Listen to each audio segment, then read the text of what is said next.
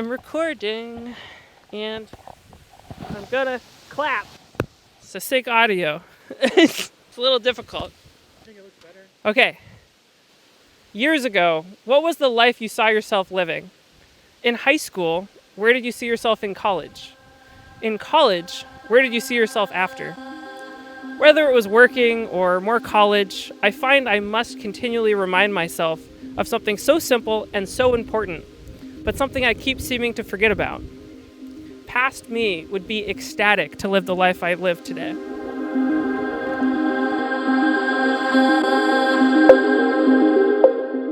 It's never a direct route to where we want to go.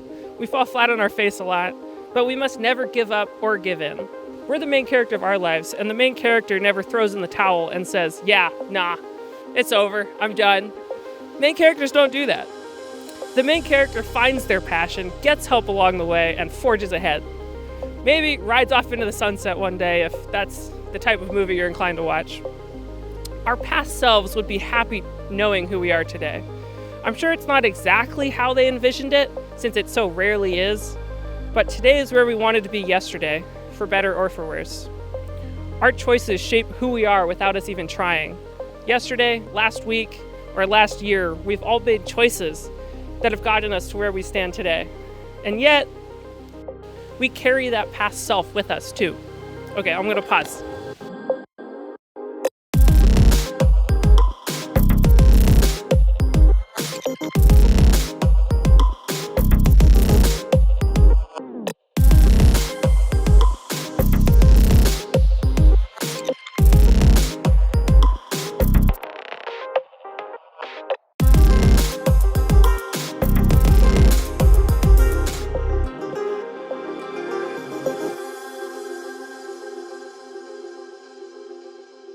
I think we're always still that same person, still carrying those same emotions, those fears, no matter how irrational. Who we were in the past was still us, after all. We've just grown and changed and become more of who we wanted to be all along. I feel like aspects of my sadness will never truly disappear. It feels almost like being an alcoholic in a way. Thoughts of self-harm are never that far from my mind and come up sometimes surprisingly often.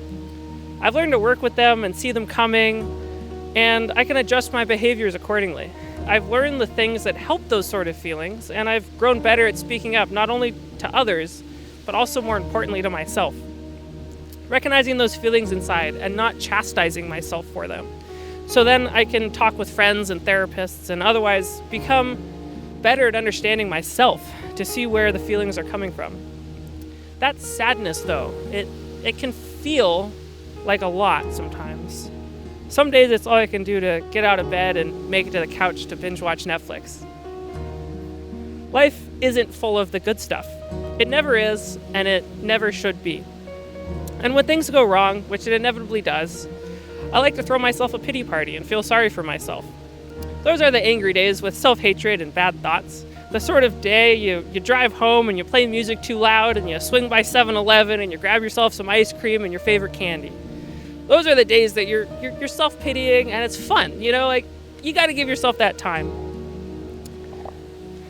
And when something happens or it's just not feeling the day, it's important to throw myself that pity party. It's important for me to process what's going on and give myself that self-care time to experience my feelings. It is incredibly important, however, though, to not stay stuck in that state. Some issues take more time than others, of course, but you can't stay in that stuck state forever. And for me, it usually comes to a head being depressed one night, listening to songs that make me sad until I eventually go to sleep and wake up late. Go to sleep way too late, not wake up late. I guess it's both. Yeah, I guess it would be both. Yeah, usually when it's done, I wake up the next day with a resolve that my pity party time is over. I gave myself the time to live through that sadness, that loneliness, the whatever it was. But today is a new day, and we gotta keep going ahead.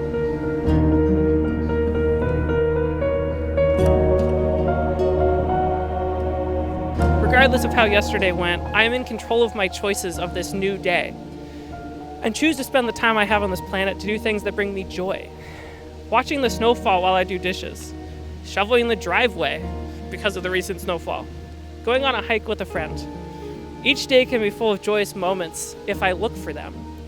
Practically every day, I think of an idea Jimmy Palmer from NCIS had to say, because he spoke about how day to day we make choices, so why not opt for happiness?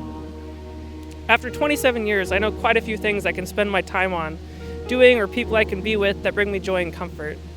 Think about and recognize what builds you up inside, what gets you excited about every day.